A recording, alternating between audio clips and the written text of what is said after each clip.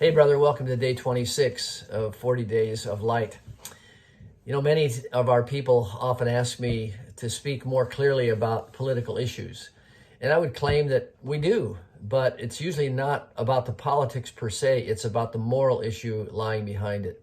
And that brings us to the word today about marriage. We have spoken very clearly over and over and over again about the definition of marriage, but it has now been stolen and repackaged in our culture. In 2013, which seems like ancient history, I and our elders made a major effort to sign a petition that would ensconce the definition of marriage as one man and one woman in the Constitution of Minnesota. I was asked to speak in the rotunda of the Capitol. Thousands of people were there. Hundreds of pastors were there. We made a great effort to guard the definition of marriage, but we lost. And since then, there's been an avalanche, not only in our society, to start talking about not only gay marriage and all types of collaborations of people, but also polyamory and polygamous marriage, all those kinds of things. But it's also now come into many, many churches. This happened just this past week, in April 30th, 2024. Quote, "The United Methodist delegates began making historic changes in their policies on sexuality, voting without debate to reverse a series of anti-LGBTQ policies. The delegates voted to delete mandatory penalties for conducting same-sex marriages and to remove their denomination's bans on considering LGBTQ candidates for ministry and on funding for gay-friendly ministries.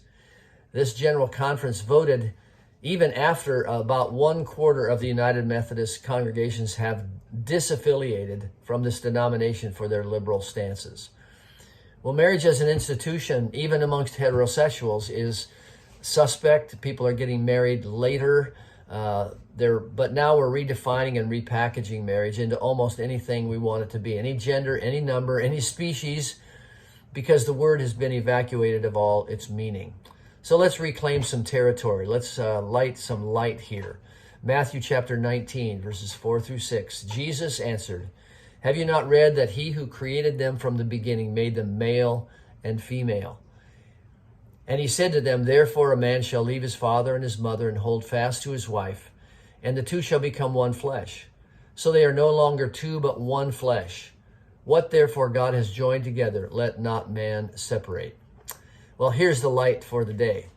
Your marriage is most vulnerable, not to politics, not to the society, not to the votes of liberal denominations, but to your own selfishness, your own expectations, your own demands.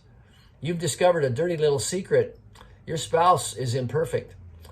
She's got dozens of daily provocations and unpleasant little surprises for you. In fact, many times you think your spouse is not even normal. And she's a repeat offender, as are you. No, it's not the world out there that chips away at our love and our unity and our mirroring of the beauty of marriage. It's the heart that I have in myself. So let me close with this quote from Mike Mason. "This is the radical business these little vows of marriage involve us in. They pit the needs of one small, frail, loving human creature against the demands of all the rest of the universe and all of its urgency and glory and importance. And there is no contest. It is your spouse who must win. It is the one person who wins over the many, the humble cause of the home which prevails over every other worthy cause in the world." It would be a lot easier to rail against gay marriage and all these other perversions if we would also be able to point to the vibrancy of your marriage, of the marriage of Christian men. So let's walk into the light with the one spouse God has given us today. God bless you.